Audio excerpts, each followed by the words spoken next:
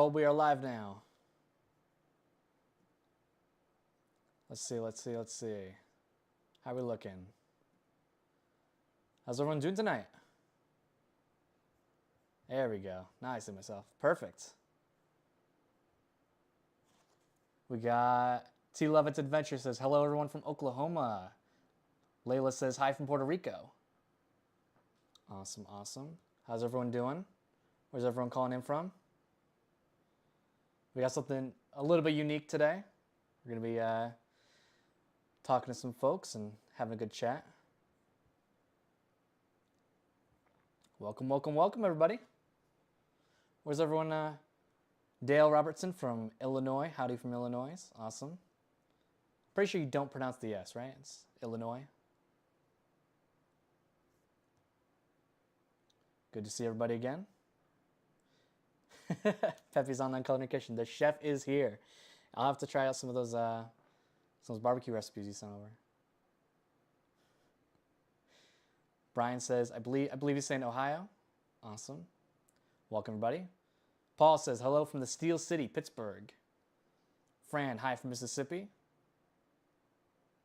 It's good to see y'all again. We had an interesting one today. Oh yeah, I also got the Mega One is charging my my laptop today. Normally I have Exodus 600 just sitting right here to make sure the laptop stays charged, but Tony Lane says hello from Ohio. Audrey Appliance says Washington State. Sreg is calling in from New Jersey. Francois says, received a Mega 3 ordered during Prime Day sale and got a power outage within a week. Weather was overcast, so could not use solar panels. Charged it with a gas generator and read a fridge for many hours. I'm sorry you got a power outage, but I'm very glad that the Opus Mega 3 was ready to go for you. Jennifer says, hello from Florida. Hello from Opus family from Florida. Patty G, hello from Maine. Awesome.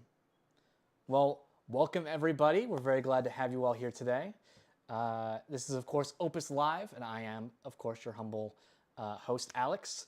And I am very excited to have you all with us here today. Today we've actually got something a little bit different for you. We're not going to be doing our normal thing of going through our product line and showing off the different capabilities of power stations. Instead, we're going to be having a chat with a group of awesome Opus early adopters. We're going to be asking our experts some frequently asked questions, and they'll be providing their unique perspective and expertise, having tested out lots of Opus power stations. Make sure you all stay tuned until the end for a chance to win our new Opus t-shirts through our big quiz giveaway. So we actually have these shirts here. We got a black one here. It's got an embroidered Opus logo. It also has a embroidered logo on the sleeve here, the little like lightning bolt half logo. And then finally, we also have the back of it. It has Opus, no power oops with Opus. And we have that in both black and in white. So during the prize giveaway, or the quiz giveaway, we're going to be giving away some of these shirts, so 5 shirts total. And you will be able to pick your colorway when you answer, or when you email us with your address and shipping information and stuff. So yeah, awesome embroidered shirts here. Who else we got? We got hello from Maine. We got California, Pennsylvania, North Georgia, Ohio, Vegas. Awesome. Well, it's good to all have you here. So yeah, we're going to be having our big quiz giveaway at the end of the live stream. But until then, we are going to be talking with our awesome Opus early adopters. We got 3 of them here today. Yeah, let's hop into this chat. I'm gonna make sure I can hear them, and then we're gonna head over. Hey guys, you guys are on stream now. It is awesome to see you guys.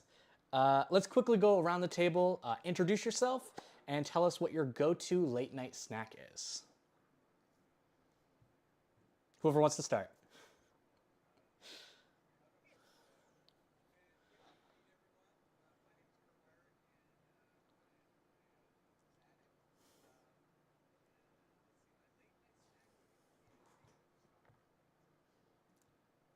It's a good choice. Good choice. Who wants to go next?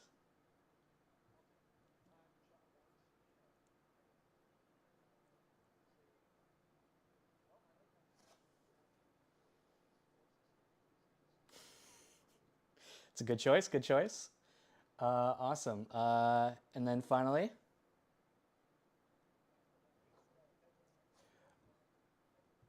let me just make sure.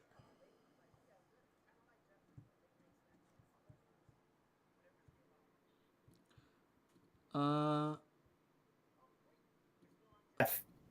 on. There we go. Apologies for that. Could you guys please? Sorry, one more time. We couldn't hear you. That's my apologies. Could we please introduce yourselves once again? Sure.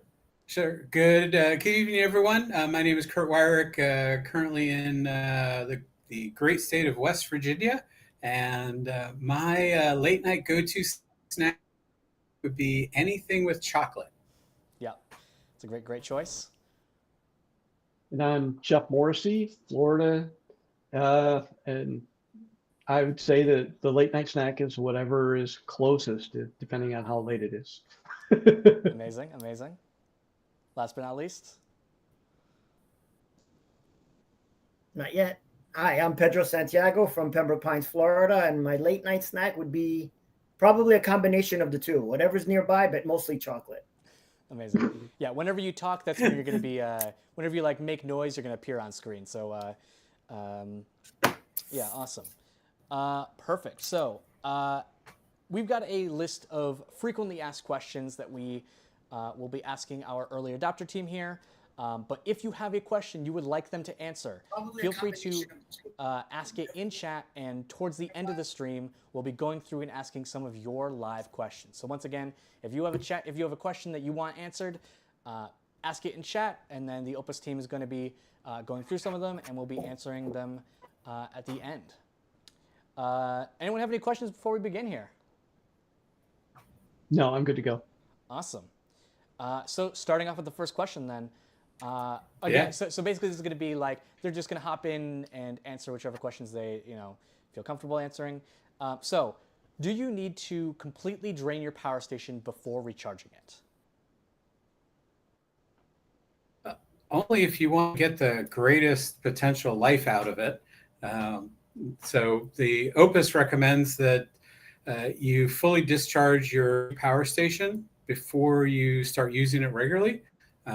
So plug some loads into it, let it discharge down till you get to the E002 error, which is the point at which the battery is completely discharged. Plug it into whatever charging source you wish to use, either AC or solar or alternator charger. Let it charge all the way up until not only does it read 100%, but that the little spinning fan icon on the display stops spinning.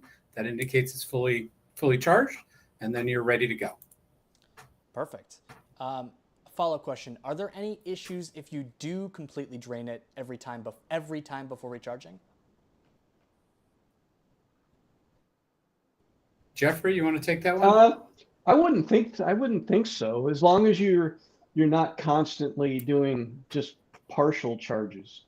As long as as you discharge and recharge completely, it conditions the batteries, it conditions the BMS, it synchronizes everything. It's not a bad idea. It's just a matter of the real world use case. It's not always feasible, even if you want to drain it all the way and recharge it all the way on a daily basis. Mm-hmm. Every 3 months is sufficient. Or if you notice some odd behavior, one of the first troubleshooting steps is do a full drain and full recharge just to get everything back in sync. Perfect. Makes sense to me. Awesome. We're going to be moving on here. Is it possible to charge your power station while using it to power other devices at the same time? Whoever wants to take it. I think that's a Pedro question. Oh. No? Yeah, I'm sure. Yeah, I've done it. You can do both at the same time. Awesome. Yeah. Yeah. Go ahead. I'm sorry. I was going to say all of the OPUS power stations are designed to be used while being charged. So you have no issues with charging it and using it at the same time. In fact, many of them are rated as EPS or UPS functionality, which means fast switchover in case you lose power while you lose charging power while the unit's in use. It will continue to power your sensitive electronics without any problems. So if you do stop charging, so if I say I unplugged or there was a power outage while I'm charging a device, it will continue powering? Yeah. Oh, absolutely. Yes. Awesome. Absolutely. Yeah. That's great to hear, especially for things like sensitive electronics, like CPAP machines, things that you want to be charging and continue to be powering overnight, even during blackouts, fridges, things like that. Great for those things. I have an Exodus 1200 running my computer system, Awesome. and it's been like that since April. Running, it acts as the UPS. I'm tired of buying those little boxes over and over again. So with the LiPo batteries, I should have a long life UPS. And the other piece of it is you get one of those traditional UPSs, and they're good for, I don't know, 20 minutes. Yeah, they don't last. I bought so many. Yeah. Over the years. Yeah, I'm very glad that's a good use case for you. I definitely agree that that's a great use case for these, and they're better than like traditional UPS systems especially for charging for longer. Awesome. Here's a quick question: what is the difference between slow charging and fast charging modes on the OUPES power stations? I like to take that one. And is one better than the other? Well, it depends on the use case. If you're in a rush, okay, let's say it's a storm, okay, and you want to charge the batteries from your generator, from your inverter generator, you want to do fast charging, but it's not good for the batteries because they say that it causes degradation on the batteries from overheating. Not overheating, but it just heats up the battery cells. Mm-hmm. So it depends on the use. When like sometimes if you need to charge fast, it's good to do it, but it's not recommended from what I've read to do it all the time. Your batteries will last longer if you use slow charging. Gotcha. I could be wrong. But that's what I've read. No, it makes sense. It makes sense to me. No, you're right. You're right, Pedro. These batteries on these OUPES power stations will last 3,000 to 5,000 charge cycles before they get to 80% of its full capacity. So you think about that. That's 10 years of regular daily use. If you always do fast charging, you might get to that 80% a little bit faster with maybe 2,500 cycles versus 3,000 cycles. Either way, you've got one of the things I love about these power stations is just the longevity of use. It's not like a washing machine where you get 5 years out of a washing machine these days. You're lucky. These things will last as long as you take care of them. These things will last a long time. Great. Thanks for answering the question. Pedro, is that your cat? No, actually, I have a dog. I don't have a cat. I think it's actually my cat. Oh, I see the cat in the background. I made the mistake of closing the door. Yeah, we have a couple cats, and they're currently locked in the bedroom right now because they like to jump on the table when it's out. Amazing. Welcome back. All right. Yep. Moving on here, moving swiftly along. Here's a question. Why does the battery level fluctuate sometimes when charging or powering devices? I would say the easiest way to Jeff? Yeah, I'll take it. The easiest way is the battery levels will fluctuate with the draw because any devices you got, or almost any devices, the draw from that device is going to fluctuate over time. Like your refrigerator might run for a couple of minutes out of every 15. Well, the display on the power station, when the compressor in the refrigerator is running and pulling 100 or 200 watts, is going to adjust, thinking that 200 watts is what it's going to do all the way down to empty.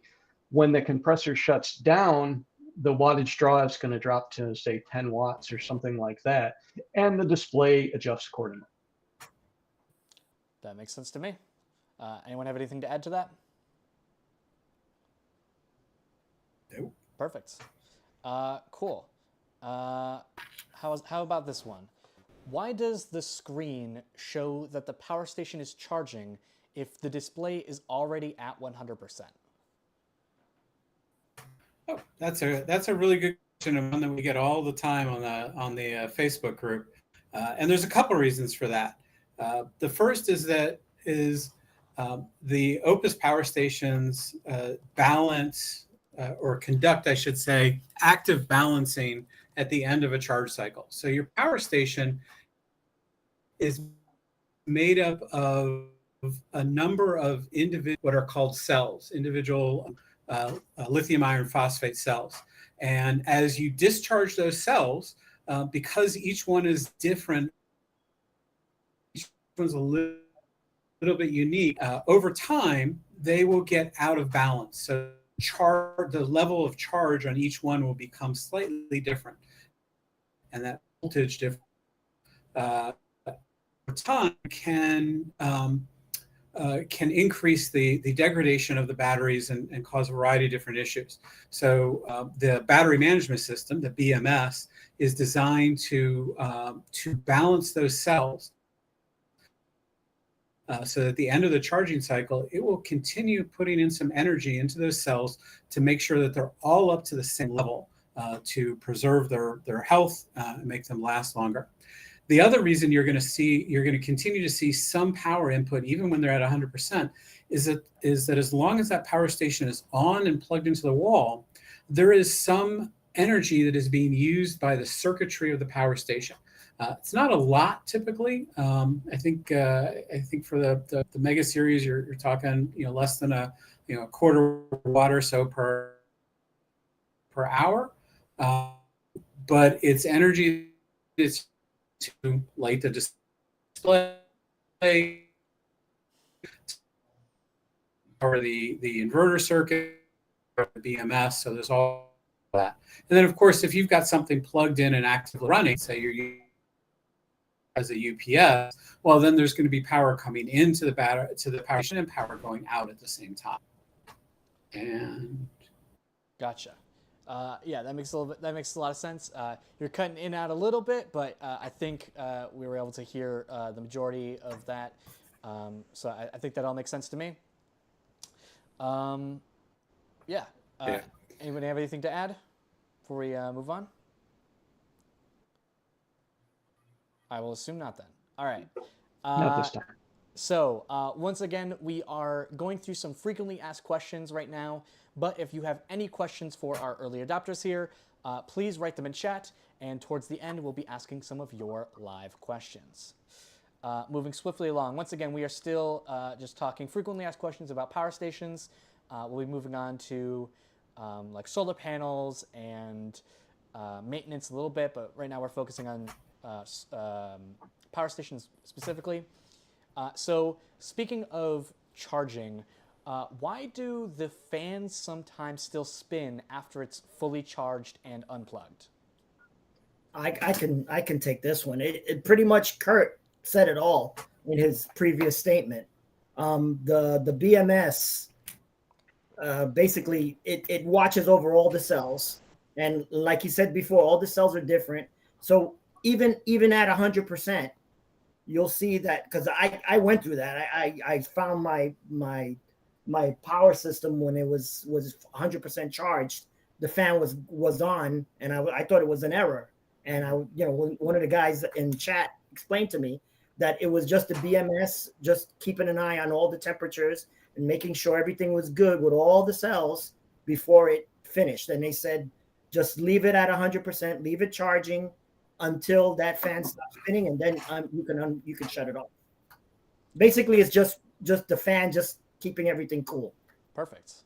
Yeah, that makes sense. And I would add a little bit to that it's not just the internal temperature of the power station itself, it's the internal temperature of the individual cells. The power station can be cold to the touch, but if it's under heavy usage or if it was under heavy usage, it takes a while for those individual cells to come down to temperature as well. So you just have to be patient and wait for the fans to stop. Perfect. How long can you store a power station before it will run out of power? It depends on the power station to a certain extent. They don't lose a lot. I would say it's theoretically possible to store them for up to a year or two. But you don't want to do that. It's bad for them to let the charge get down that low. What I would recommend, and what pretty much everyone else recommends, is that if you're going to store a power station, pull it out, discharge it, and recharge it about every 3 months. That way, it's first of all, it's peace of mind. You know it works. You put it back in the closet, and it worked the last time you did it. You put it out in the garage for a year or somewhere. You never know. But about every 3 months is what I would recommend there. So yeah, you would recommend recharging a power station in storage every like 3 or so months, just to confirm. That's correct. Okay, perfect. Because that was going to be my follow-up question. Perfect. So, can you use a diesel generator to charge your power station? As long as it's an inverter generator. Yes and no.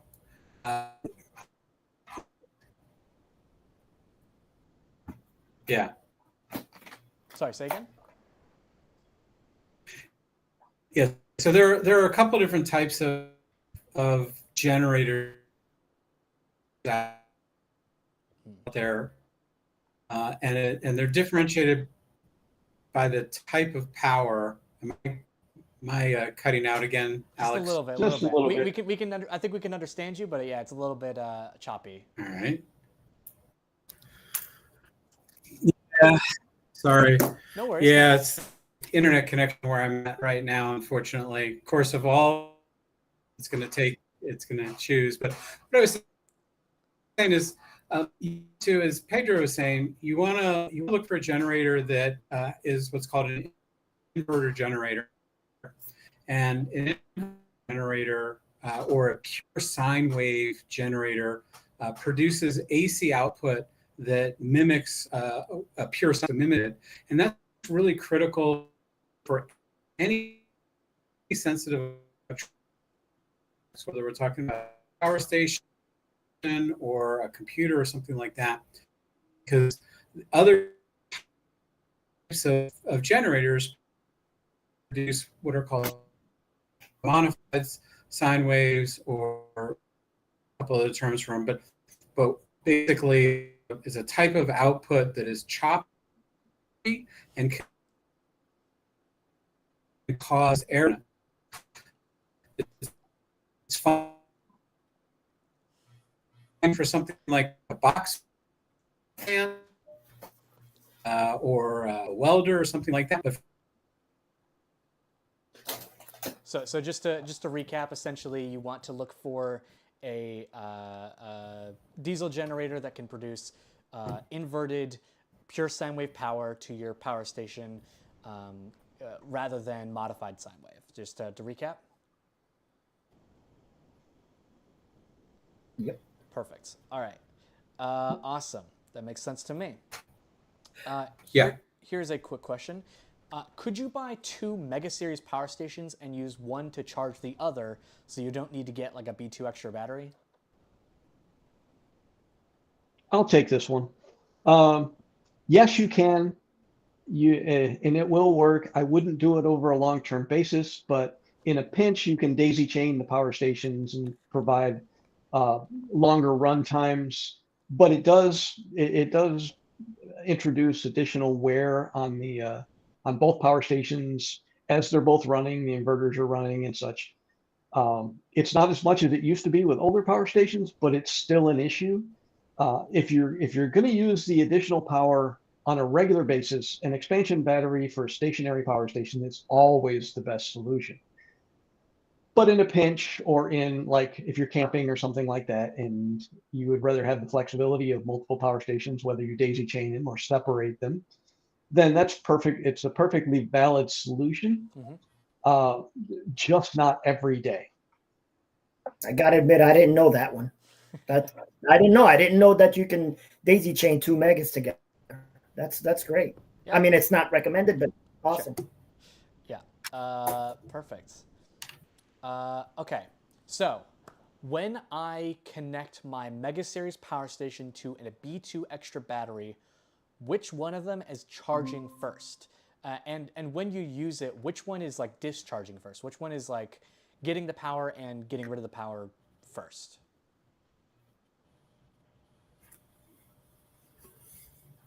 All right, I'll take this one. So, He already did. oh, go ahead, Jeffrey. Okay, I was going to say. Yeah, I was going sorry, to say. I just switched network connections. Oh, you sound better now. So Go ahead, Jeff. Okay, then I'll take this one. It's basically the power station and the expansion battery are smart enough to know which one has the lower state of charge. So when you're charging them, it'll charge the lower state of charge unit first, and the same for discharging. If there's a higher one state of charge, it'll discharge until they're even, and then it will draw from both units. The same, and for charging, the lower one will charge until it has a state of charge on or near what the main unit or whichever one had the higher charge, and then they will split the load. awesome. That totally makes sense. Seems like a good way to do it. All right, we're gonna shift gears here a little bit and talk a little bit more about solar panel, like solar power in general, rather than the actual power stations. So could you use third-party solar panels with OUPES power stations? And if so, what are some like compatibility concerns or limits that you should be aware of? The short answer is yes, you can. You can use any solar panel with any power station, but what you have to look at are primarily what's called the open circuit voltage, which may be abbreviated on a solar panel as VOC or OCV. And what you need to do is make sure that open circuit voltage or the total, if you're using multiple panels, doesn't exceed the input that your power station can handle. So, for example, if your power station can handle 80 volts into the solar input, and you've got the Exodus or the OUPES 240 watt solar panels, I think they are 27 volts. So you could do 2 of those, but you couldn't do 3 because 3 of them together would have an open circuit voltage or voltage open circuit above 80 volts. And if you go over 80 volt, if you go over that maximum that your solar input can take, you risk damaging the controller and other electronics within the power station. The other number that matters is what's called the maximum current, and that's abbreviated a couple different ways. And your solar input's going to have a maximum voltage and a maximum current. You can exceed the maximum current without any damage. So if your solar controller or your solar input says maximum current of 13 amps, and the panels you put on it have a maximum current of 21 amps, you're not going to damage your solar input, your controller, if you connect them together. And that's because you can think of voltage as something that's being pushed into and whereas current is something that's being pulled. So the power station is only going to pull the amount of current it can use, but the voltage gets pushed and it has no way to stop extra voltage. Awesome. Yeah, just to confirm, the 240 watt solar panels have an open circuit voltage of 24.6 volts. I was close. Just a quick Google here. Awesome. Why are the PV and MPPT input voltages for solar different? And what is the difference between the two? Okay, I'm going to take this one because it did come up in the Facebook group, and I did explain this to them in the group as well. Mm-hmm. You have the PV input voltage. I'll use the Exodus 2400 as an example. For PV input, for the port input, it goes up to 78 volts. For the actual MPPT controller, it goes to 70 volts. Now, you can go, if you're hooking solar panels up in series and you're trying to stay under the open circuit voltage, The 78 number is the really important number. You do not go over that number. That's a hard stop. If you go over that number, you can and will damage your power station. The MPPT number, which is slightly lower, is the most efficient range of the MPPT controller. It will still work above that range between the 70 volts and the 78 volts that are in the specifications, but it's not going to be that as efficient. Call it the happy place of the MPPT controller. It'll work a little bit higher, but if given a choice, stay under the 70. But it's not gonna cause any damage if you have to go between the 70 and the 78 from the two values. Awesome. Thank you for clearing that up. All right. Here's a question about positioning. What is the best way to position your OUPES solar panel for faster charging? And is it still usable during cloudy or rainy days? I would say the best position would be in the sun. Sure. Well, I say that jokingly, but there have been people who've asked, hey, will it work if it's inside my garage or things like that? The solar panel converts light into energy. So ideally, you want that solar panel to be as close to perpendicular to the sun, the rays of the sun, as possible. Variety of different ways to figure that out. Everything from just putting a can on there and getting the shadows to disappear to fancy trackers and all sorts of things. And of course, throughout the day, the sun moves across the sky. So you're only going to be perfect for a bit, but you want to get that as close to a perpendicular angle as you can and facing the direction the sun is moving across the sky. So here in the northern hemisphere, typically you're going to want to try to face your panel south as much as possible. That will give you the most coverage throughout the day. In the southern hemisphere, it's going to be reversed. It's going to be face it to the north. And then, depending on where you are and what you're doing, you may not have that. And then you may start out with facing them east and then pick them up and turn them around and face them west in the afternoon. Yeah. Putting them in the sun, facing the sun, totally makes sense to me. But yes, that was good expanding upon the question. And yeah. So will it still work during cloudy or rainy days? So yes, but it will be less efficient. And that efficiency drops off very quickly with clouds because, to us as people, our eyes adjust to different light levels. So what may seem to be, not to be much of a difference in terms of the amount of illumination or solar energy that's hitting the ground is actually very different. So you'll be surprised at how much less energy a solar panel will produce on a cloudy day versus a sunny day. It'll still produce some, but depending on the amount of clouds and the thickness of the clouds, it could be anywhere from a 20% loss to a 90% loss. Mm-hmm. Awesome. So for our last two questions, we're going to be talking about maintenance of OUPES devices. So how do I take care of my power station, and what should I keep in mind to prolong its lifespan? I'll throw it. Probably we're all going to have different opinions Sure. on that, but it's just common sense. Like any electronic device, you wipe it down. Just make sure water or liquids don't get inside the unit. You store it properly. Temperature is very important. You want to store it at, I think it's between 50 and 80 something degrees or something like that. You're supposed to store what I do is, because I don't use some of the batteries, I don't use them much, so I keep it at 65%. And I leave it there, and I take it out and I do the every 3 month charge discharge thing, and I keep it at 65%. Yeah, it's just common sense stuff. Keep it out of water. Don't like if you live in a flood zone, don't leave them on the bottom shelf of your in your house. Put them high up. If you know that water gets in your house or it has gotten in the past, put them up high, or put them in garbage bags. That's what I do. Yeah, that totally makes sense. Well, Anyone think? Yeah. Also, I want to add one thing to this. It's not just keep it out of water. It's humidity can be a huge problem. I live in Florida where humidity is above 90% all of the time. And depending on the temperature, water can concentrate just from the humidity in the air. You want to be careful with that. In a place like Florida, you don't want to store them in an unclimate controlled garage. That's enough to cause some problems.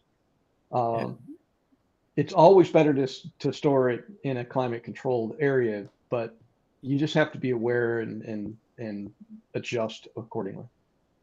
Also, another thing is, go ahead, Kurt. I was going to say, a few months ago on the Opus groups, someone posted a picture of their power station there, having some challenges with it, and the one thing I remember from the pictures is how dirty the output and input sockets were on that power station, and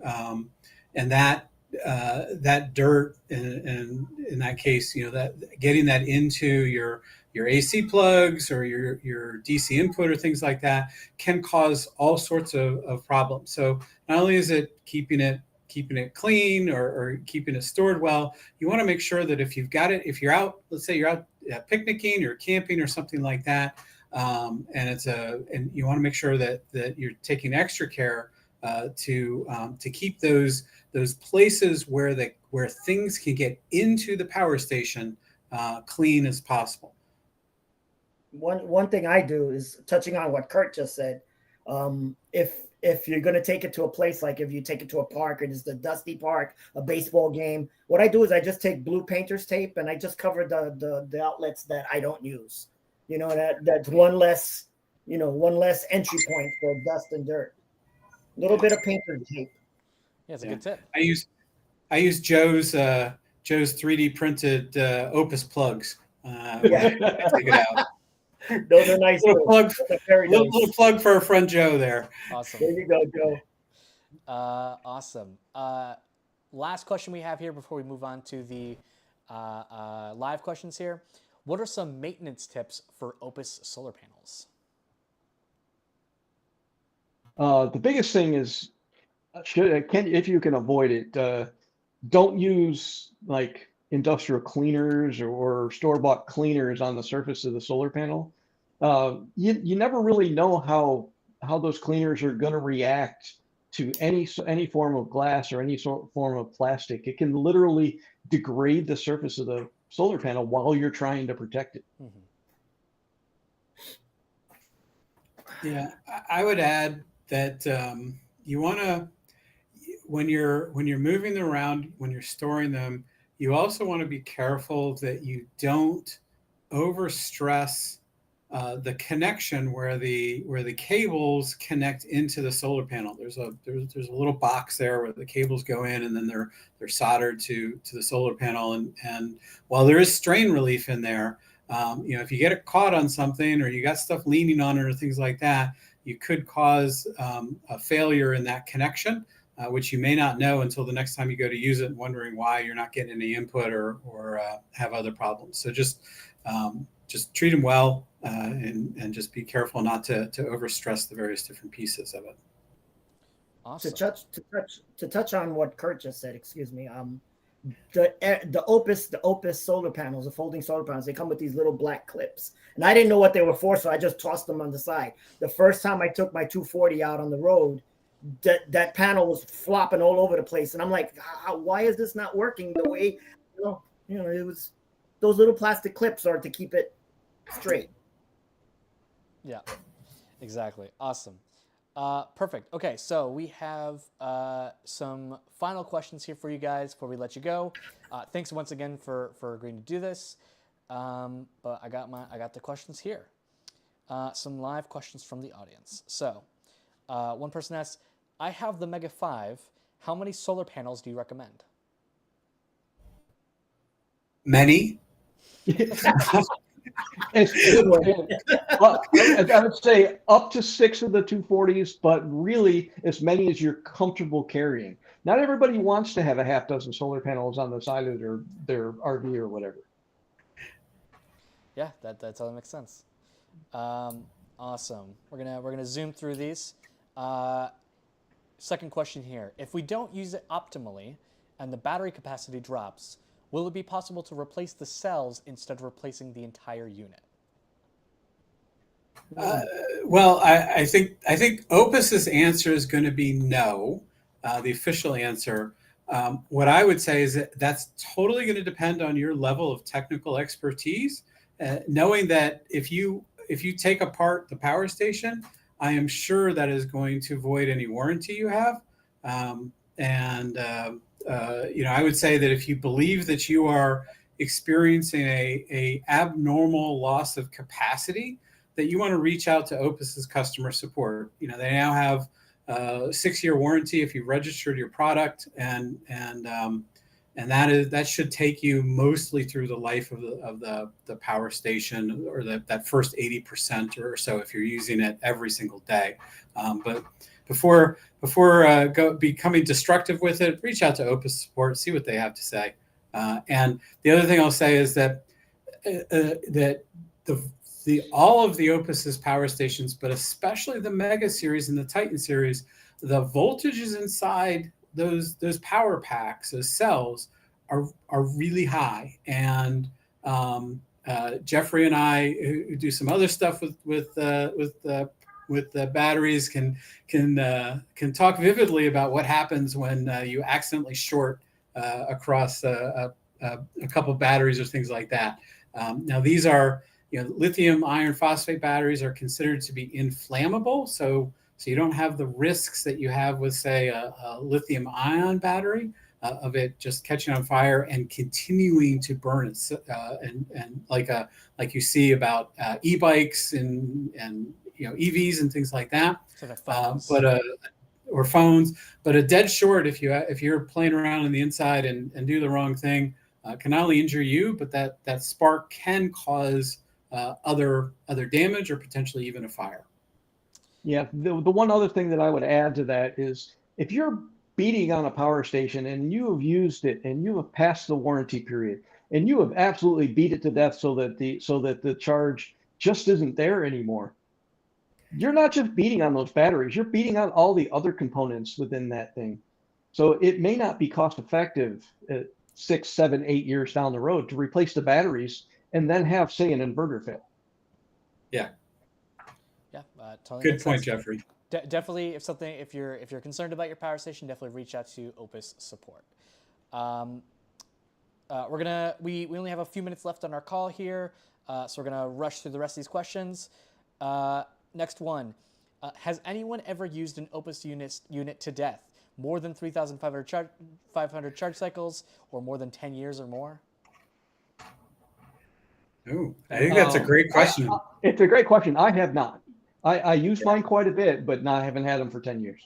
Yeah. I would say, if you have, post that to the Facebook group. Share your story. Definitely. Yeah, that's definitely a good one. Yeah, let us know in the Facebook group if you have used an Opus unit to death. All right. Does it make a difference if fast charging is solar or 110 volt plug-in, or the panel? If you could choose between one Opus product to release, there's like a couple questions here. Does it make a difference if fast charging is solar or 110 volt plug-in? I'm going to say no on that, because what it does is immediately change that AC to DC, and it ends up being the same charge going in either way. Awesome. Yeah, because what you're looking at is how much input, how quickly is going into the batteries, not where it's coming from. Cool. All right, we got 2 more questions. We're going to quickly go through these. If you could choose one Opus product to release besides a 240 volt unit, what would it be? Yeah, that's it. You said it right there. A generator, E1600 or whatever the model number was. It was very popular. It sold out, but it was also very in the automatic integration with various different Opus power stations. I'd love to see an updated model with some additional functionality come out. I think that would be one of my wish list items. And I'm gonna actually add one other thing that we have all discussed at one point or another: an updated Exodus 600 V2 with higher wattage USB ports. Yeah, and app connectivity. Right. I want to add one. I just saw it recently. Somebody else's power station about the size of a 600, but they had this on the top of it where you charge the phone. It has the wireless a pop-out. charging. It has a pop-out little battery. I thought that was Oh, cool. yeah. Teenagers and grandkids. That would be a great addition. It's on the top where you charge the battery. It just pops out. It's a little phone charger. It's Gotcha. inside the bat on the top of the battery itself. That would be cool. Little mini like Opus. All right. Final question here. If you could only own Wait. if you could only own one Opus unit, what would it be? Mega 5. Mega 5 all the way. Mega 3. Yeah, Mega 3. I think it's the most versatile of the Mega series. All right. Although Mega the 2400 is pretty good. Perfect. Thank you all very much for taking the time to call in and answer some of our questions. And thanks again for being part of the early adopter team. You can catch all these folks in the Opus Facebook group answering questions and being very helpful. So make sure you join the Facebook group if you haven't already to become a part of the Opus community. Thanks again, guys. Hope to have you all on stream, back again on stream soon. It was fun. Thanks, everyone. Auf Wiedersehen. Bye, everybody. All right. Once again, thank you guys for showing up. I'm going to be ending the call here. They're no longer on stream, but I'm going to be ending the call here. Thanks again, guys. All right. So, awesome. All right. Let me just make sure everything is good. Sorry, guys, for any tech issues that were going on there. All right. Perfect. A little bit of an internet snafu right at the end, but all in all, pretty successful tech stream, even though, especially compared to some of our other things that have happened. All right. Before we start the quiz, we want to quickly mention that there is a 2-day Opus Prime Day flash sale going on right now until sometime tomorrow. Until tomorrow. So you have 1 day left to check it out and get up to 54% off on select power stations, and check out the link in chat to learn more. Perfect. It is quiz and giveaway time. This trivia game is only available on YouTube, so if you are not watching this on YouTube already, make sure you head over to participate in the quiz. As long as you get at least one question right during this quiz, you are in the running to win one of our awesome prizes. It doesn't matter how quick you are or how many you get right. Getting more questions right quickly just gives you bragging rights. This is going to be super simple. There are going to be 5 questions varying in complexity about electricity and emergency preparedness. There are going to be 5 different winners, and this time each of our winners is going to win. I was hoping to make it not fold the. Okay, one of our new Opus T-shirts. I'll just leave it right here. We got them in both black and white, so if you do win, please let us know which color you want when you're giving us your other information in the email. To play, you're simply going to type the number of the answer, 1, 2, 3, or 4 in chat, and remember that you cannot change your answer, so make sure it is the right number the first time. There's also going to be a delay between the stream and the chat, so if you see that we're in the answer section, don't write any numbers in chat, as it could count as your answer to the next question. I'd also recommend answering within the first 30 seconds of seeing the question, just in case, because of stream delay, things like that, especially because we just had a bit of a buffering issue a second ago. But without further ado, we're going to get started here. Ooh, wrong one. Trivia, there we go. Should be starting. Why isn't it starting? Color's a little bit off. That's weird. I'll go back. Trivia. There we go. That was weird. All right. Trivia game. Didn't update the thing. It's all right. Man, my internet is a little bit silly right now. Once again, grand prize. Each winner is going to win a Opus t-shirt. You're going to be able to select your color when you email us. Once again, you can only answer once per question. Make sure you try to answer within the first 30 seconds of the question to make sure you're able to get it out there.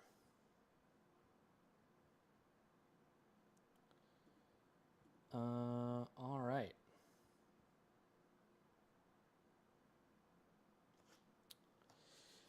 Got about a minute. Hope everyone's ready.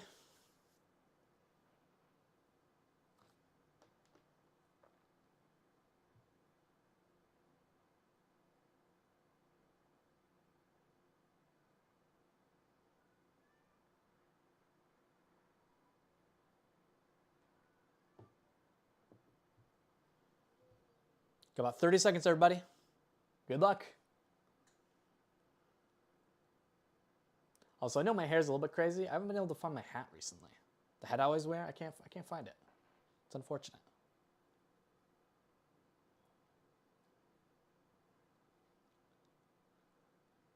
Got about 10-ish seconds left.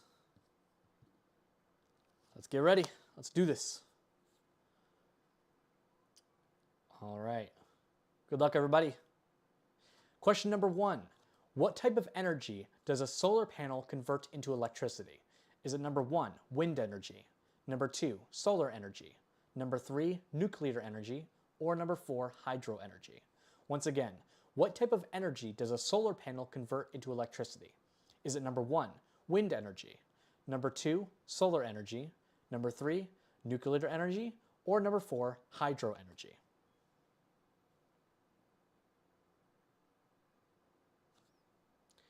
All right, seeing about 30-second delay, so answer within the first minute of seeing the question, and you should be all right.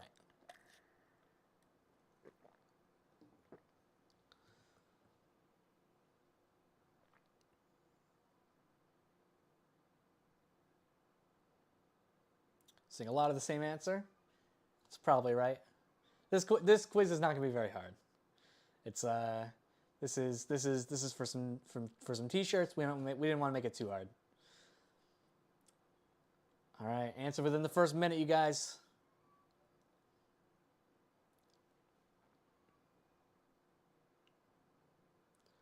Got about 15 seconds left.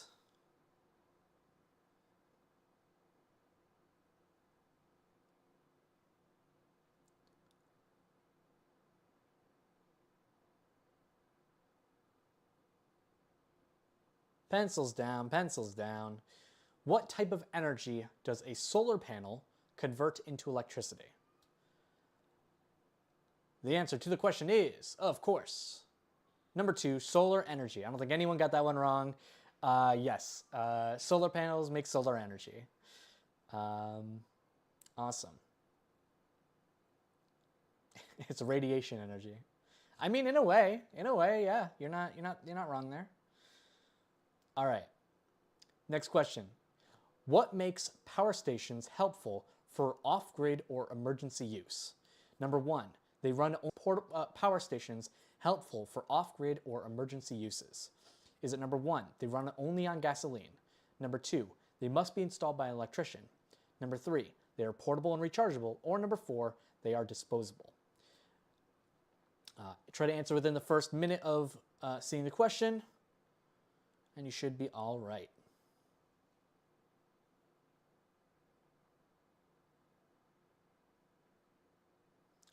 Getting multiple questions right is just for bragging rights. You only need to get one question right to be eligible for the prize. Got about 30 seconds, ladies and gentlemen.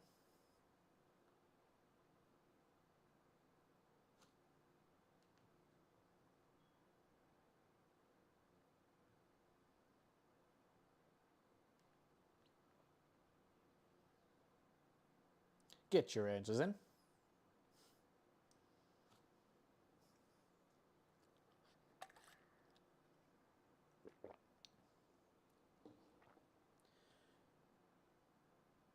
And put your pencils down, put your pencils down.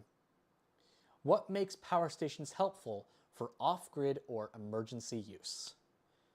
The answer to the question is, of course, they are portable and rechargeable. Yes, they do not only run on gasoline. They do not need to be installed by an electrician. They are certainly not disposable, but they are, in fact, portable and rechargeable.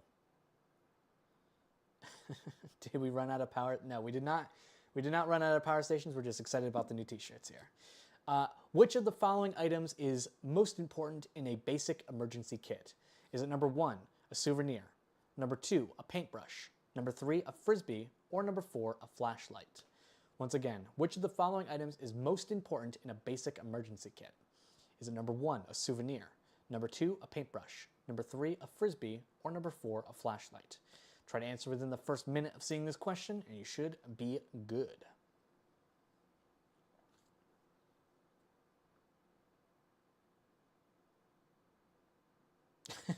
Elias says 5. Unfortunately, that is not one of the answers to the question.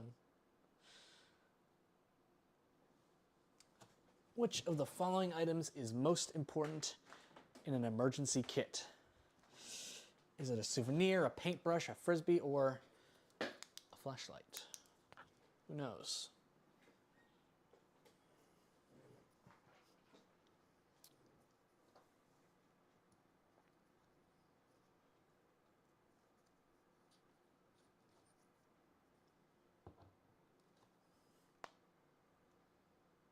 Got 10 seconds.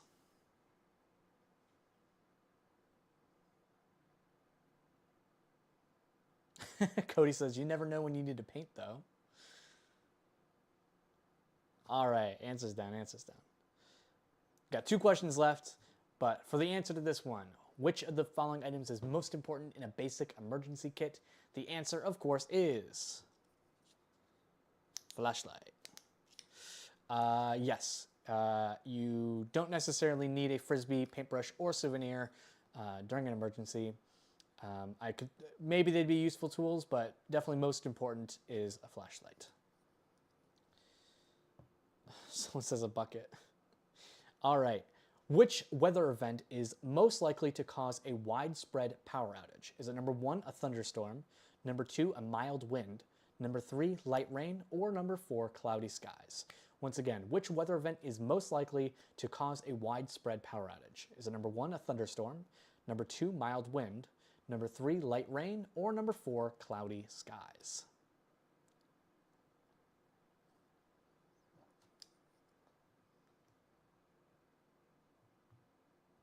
Get your answers in, get your answers in.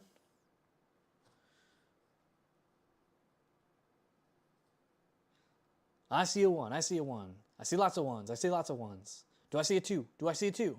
What about a 3? Do I see a 3?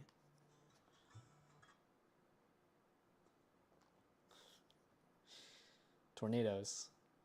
I mean, there's lots of different weather events that could do it, but out of these options, which one is most likely? Gore says 5. Seeing a lot of 5s. That's interesting.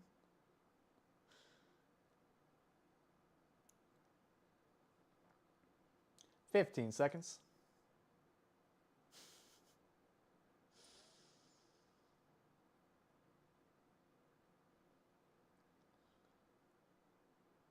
All right. Couple seconds left here. All right, all right. Which weather event is most likely to cause a widespread power outage? I think this one should be fairly straightforward. It's this one, thunderstorm. A couple people did cloudy skies. I don't think that's extremely likely, but maybe if you're reliant entirely on solar power, that might do it. All right. Final question here. What is the best way to purify water in a survival situation? Is it number 1, shake it, number 2, put it in the sun, number 3, boil it, or number 4, add salt? Once again, what is the best way to purify water in a survival situation? Is it number 1, shake it, number 2, put it in the sun, number 3, boil it, or number 4, add salt?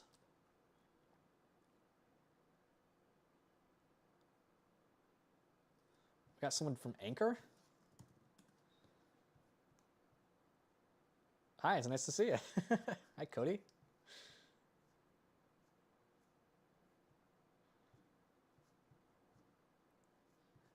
Anyway, what's the best way to purify water? What you got?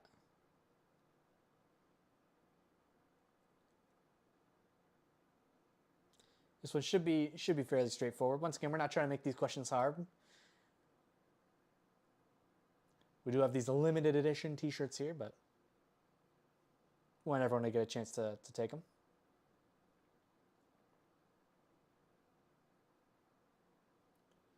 Got about 20 seconds-ish.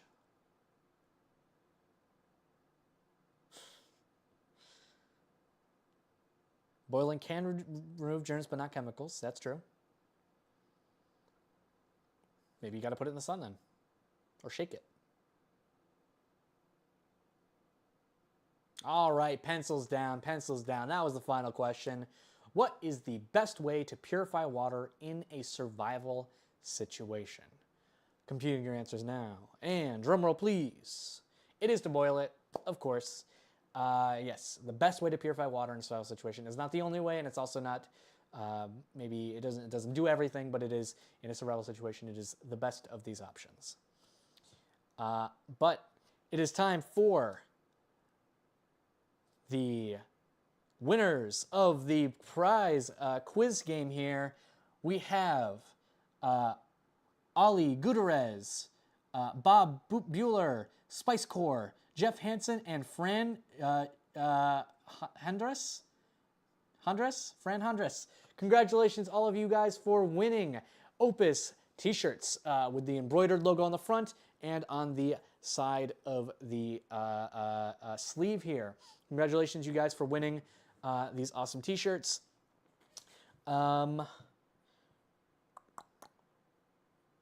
Congratulations to the winners. If you won, please send an email to alex@opus.com with proof of your win, as well as your shipping info, and whether you want a black shirt or a white shirt. Congratulations, everybody, for winning here. All right. Thank you very much, everybody, for joining us today. Don't miss out on our Opus Prime Day flash sale going on until tomorrow. Congratulations to all of our prize winners tonight. Make sure you subscribe so you don't miss out on more videos and streams like this. We plan on doing many more giveaways in the future. And thank you very much for watching. I hope you guys have a great day.